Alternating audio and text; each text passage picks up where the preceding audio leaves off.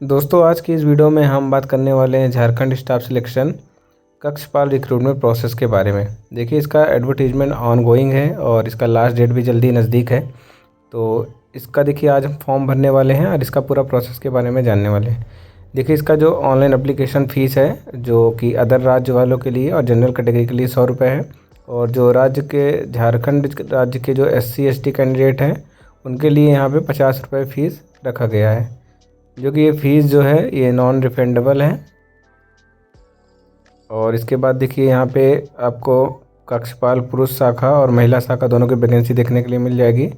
तो यहाँ पे जो ओवरऑल वैकेंसी है 1600 समथिंग है पुरुष वर्ग में, बट यहाँ पे जो भूतपूर्व सैनिक है और जो वहाँ के पुलिस कर्मचारी हैं उनके लिए कुछ अलग से रेट है। जो ओवरऑल यहाँ पे इतनी वैकेंसी मिलेगी। इसी तरह से महिला शाखा में ओवरऑल 64 सीटें हैं और भूतपूर्व सैनिक और जो विशेष पुलिस वगैरह हैं उनका अलग से है।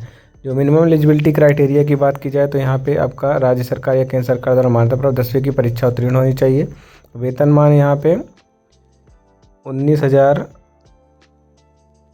से लेके 63,000 इतने तक का वेतनमान है। तो पुरुष और महिला दोनों के लिए है। यहाँ पे जो न्यूनतम हाइट है यहाँ पे आप पुरुष वर्ग का देख सकते हैं अलग है, महिला वर्ग का अलग है। तो एक बार फॉर्म अप्लाई करने से पहले आप भी नोटिफिकेशन को पूरा रीड आउट ज़रूर करें।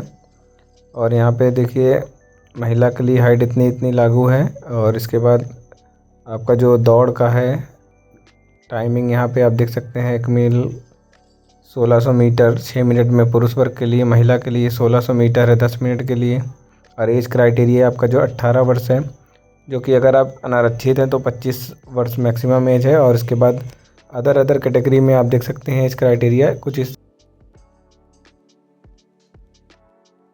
रिजर्व कैटेगरी से आते हैं तो इतना एज है, और अन्य पिछड़ा वर्ग SC ST के लिए कुछ इस तरह से एज है, और भूतपूर्व सैनिक वगैरह का सभी कैटेगरी का यहाँ पे एज क्राइटेरिया यहाँ पे दिया हुआ है।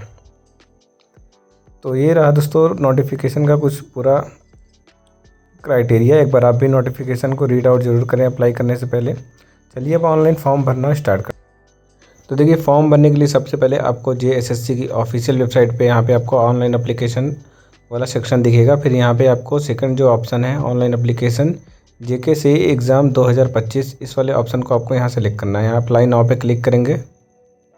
क्लिक करने के बाद कुछ इस तरह से वेबसाइट का इंटरफेस दिखने के लिए मिल जाएगा। यहाँ पे आपको रजिस्ट्रेशन का ऑप्शन, लॉगिन का ऑप्शन और फॉरगेट डेट पासवर्ड का ऑप्शन दिख जाएगा। तो सबसे पहले हमें यहाँ रजिस्ट्रेशन करना पड़ेगा।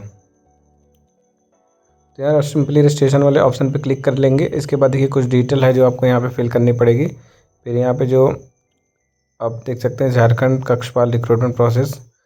अब इसके बाद देखिए आपको पहले ऑप्शन जो सिलेक्ट करना है यहाँ पे are you citizen of India, इसको यस करना है। फिर नेम ऑफ कैंडिडेट में यहाँ पे कैंडिडेट नेम फिल करेंगे।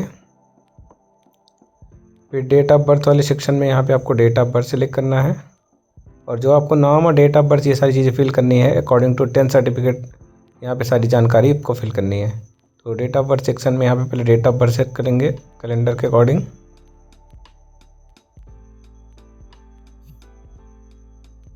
फिर इसके बाद ईमेल आईडी वाले सेक्शन में यहाँ पे आपको ईमेल आईडी फिल करना है, और गेट OTP वाले ऑप्शन पे क्लिक करना है। फिर इसके बाद मोबाइल नंबर वाले ऑप्शन में आपको मोबाइल नंबर फिल करना है। फिर गेट OTP वाले ऑप्शन पे क्लिक करना है।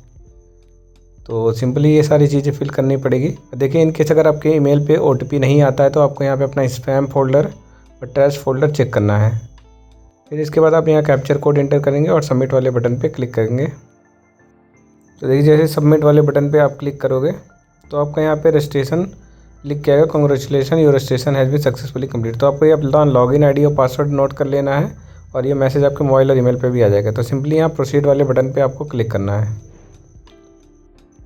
अब देखिए यहाँ पे पूछ रहा है are you residency of Jharkhand. अगर आप झारखंड के रहने वाले नहीं तो यहाँ पे क्लिक करा आप वहाँ पे UR कैटेगरी अनरिजर्व कैटेगरी में काउंट किए जाएंगे।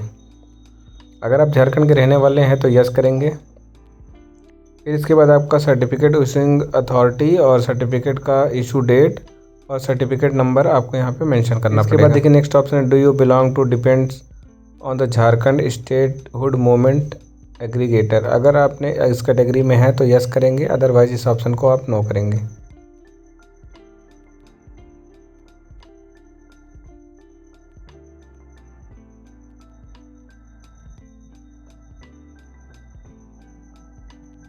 फिर इसके बाद दोस्तों नेक्स्ट ऑप्शन जो है हमारा, अगर आप झारखंड में होमगार्ड या एक्स सर्विसमैन रहे हैं तो इसको ऑप्शन को यस करेंगे। अगर आप इस कैटेगरी में नहीं है तो नो करेंगे। फिर जो नेक्स्ट ऑप्शन है स्पोर्ट कोटा का, अगर आपके पास कोई स्पोर्ट कोटा है तो आप यहाँ पे ऑप्शन दिख कर सकते हैं नेशनल स्टेट लेवल जो भी आपका है, थर्ड पोजीशन सेकंड पोजीशन, आप अपने अकॉर्डिंग ऑप्शन चूज़ कर सकते हैं। नहीं है तो सिंपली यहाँ पे नो वाला ऑप्शन को चूज़ करना है। फिर इसके बाद ऑप्शन है जेंडर का, जो भी जेंडर आपका आपको अपने अकॉर्डिंग सेलेक्ट करना है। फिर है पेपर लैंग्वेज टू, देखिए आपका जो भी लैंग्वेज आप चूज़ करना चाहते हैं, हिंदी और जो भी झारखंड की लोकल लैंग्वेज है, लैंग्वेज का पेपर आप अपने अकॉर्डिंग सेव कर सकते हैं। फिर यहाँ सिंपली आपको सेव एंड नेक्स्ट कर लेना है। सेव एंड नेक्स्ट करने के बाद फादर नेम वाला सेक्शन है, तो यहाँ आपको फादर नेम भरना है अकॉर्डिंग टू 10th सर्टिफिकेट भरना है जो आपकी हाई स्कूल के प्रमाण पत्र में है। मदर नेम वाले सेक्शन में आपको यहाँ पे मदर नेम भरना है। यहाँ पे कोई भी टाइटल नहीं लिखना है, मिस्टर मिसेस ये सब। और मैरिटल स्टेटस इसके बाद सेलेक्ट करना है। फिर इसके बाद आधार नंबर वाले सेक्शन में आधार नंबर फिल करना है। फिर आइडेंटिफिकेशन मार्क में आपका जो भी आइडेंटिफिकेशन मार्क है, कोई बॉडी में कट तिल या जो भी मार्क है उसको, ये दोनों आपको यहाँ पे फिल करना है। तो फिल करने के बाद ये सारी डिटेल आपको सेव एंड नेक्स्ट करनी पड़ेगी। तो दोस्तों यहाँ पे नेक्स्ट ऑप्शन है परमानेंट एड्रेस का। देखिए परमानेंट एड्रेस में आपको पूरा अपना परमानेंट एड्रेस यहाँ पे फिल करना है। तो यहाँ पे आपको अपना एड्रेस लाइन पूरा फिल करना है, यहाँ सिटी डिस्ट्रिक्ट पिन कोड ये सारी चीज़ें फिल करनी पड़ेगी। फिर देखिए ऑप्शन परमानेंट के बाद करस्पॉन्डेंस एड्रेस का। देखिए अगर आप करस्पॉन्डेंस एड्रेस और परमानेंट एड्रेस डिफरेंस रखना चाहते हैं तो यहाँ पे डिफरेंस एड्रेस आप यहाँ दे सकते हैं पोस्टल एड्रेस का। अदरवाइज अगर आप सेम एड्रेस डालना चाहते हैं तो यहाँ सेम एज ऑप्शन पर टिक करके आपको सेव एंड नेक्स्ट कर लेना है।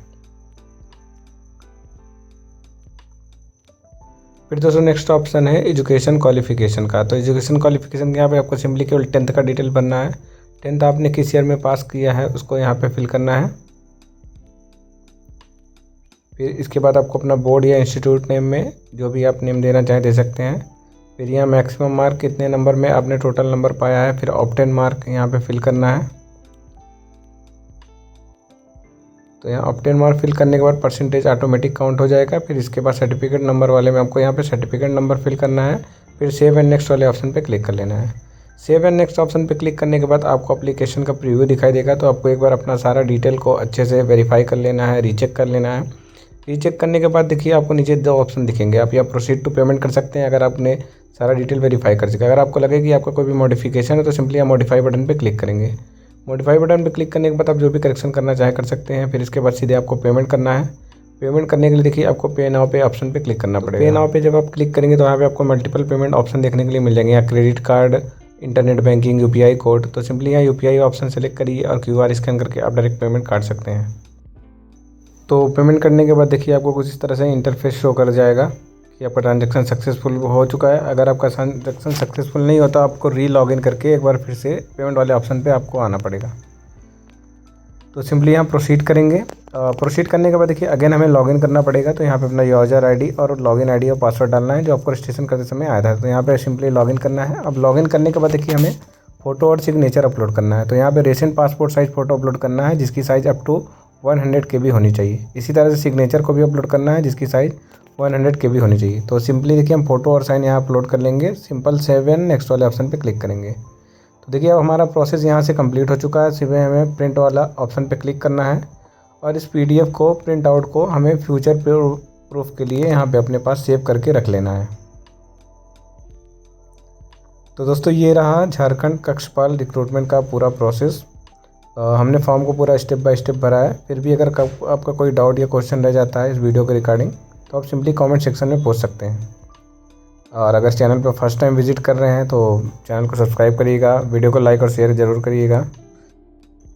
इसके बाद देखिए दोस्तों यहाँ पे आपको नीचे दिख जाएगा एप्लीकेशन का जो स्टार्टिंग डेट था 9 जनवरी था और एंड डेट 8 फरवरी है। और फोटो अपलोडिंग का डेट जो है 10 फरवरी है। और करेक्शन विंडो भी ओपन है 11 फरवरी से 13 फरवरी तक।